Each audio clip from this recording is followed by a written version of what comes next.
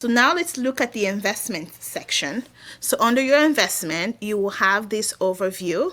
Track your total gain. So we've closed that, of course, right? You're going to have some ads here. Welcome to the investment section. Under the investment section, your first tab is your portfolio. Your second tab is your balance. The third one is performance. And the fourth one is transactions. And these are all of the transactions that have been performed, whatever investment you link here, right? And let's first start by looking at the portfolio.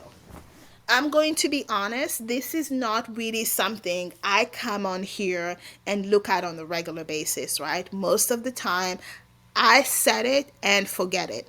It's interesting, this overview is focusing more on the holdings that I have. So I know that this one is my HSA. I know that this one is my traditional IRA. So this is not how I normally view it on my Fidelity. But what I like here, nice overview.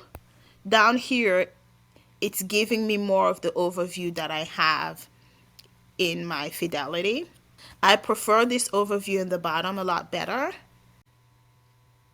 Today's performance, of course, today, no time weighted return performance for November. Try a different data range. So we'll skip this and we'll go to transactions. This is an interesting tab for you to just kind of see, like if you wanted to, for example, see how much dividends you were getting.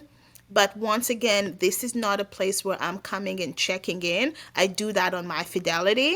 But it's a nice little overview because once again, just like the other transaction tab, you can close each tab and see how you've invested the money. I have automatic bank transfers of $100 every month.